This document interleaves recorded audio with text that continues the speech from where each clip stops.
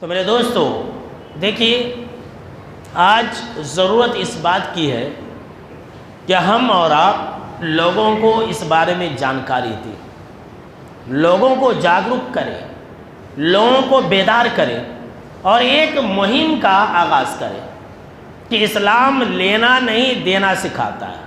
اس بھیک مانگنے کے خلاف ہم اور آپ آواز اٹھائیں، سوشل میڈیا کے ذریعے، الیکٹرانک میڈیا کے ذریعے، پرنٹ میڈیا کے ذریعے، سماج اور معاشرے کے اندر جو بھی انسان ملے ایک دوسرے کو باخبر کر کے جس طرح سے بھی ہو ہم لوگوں کو بتلائے کہ اسلام کی تعلیم کیا ہے، اسلام کی خصوصیت کیا ہے۔ یہ جو آج کل لوگ بھیک مانگ کر کے اسلام کو اور مسلمانوں کو بدنام کر رہے ہیں، آپ لوگوں کو بتلائے کہ یہ اسلام کی تعلیم نہیں ہے۔ اسلام تو دینا سکھاتا ہے، لینا نہیں سکھاتا ہے، اور سب سے زیادہ مذہب اسلام نے لوگوں کو بھیک مانگنے سے روکا۔ یہ آج بتانے کی ضرورت ہے۔ سب سے آخری بات سن لیجئے میرے بھائیوں کہ یہ جو بھیک مانگنے کا رواج بن رہا ہے نا، تو اس کا ایک سب سے بڑا ریزن جو ہے کیا ہے؟ جہالت ہے۔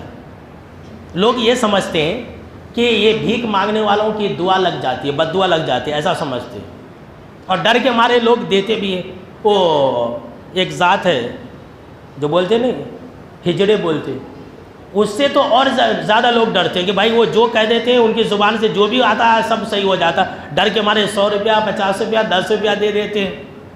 یہ جہالت لوگوں میں بہت عام ہے، عورتوں کے اندر بھی یہ عام ہے۔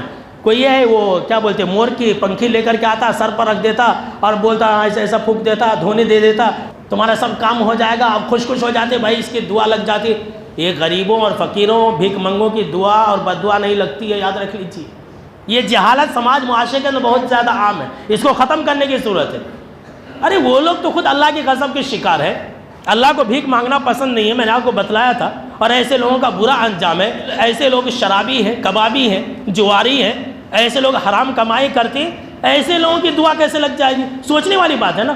اور یہ بھکاری لوگ بڑے چالاک ہوتے ہیں، ایک دو بات معلوم کر کے گھر والوں کے بارے میں بول دیتے، بھائی تمہارے گھر میں ایسا ہوا تھا ویسا ہوا تھا۔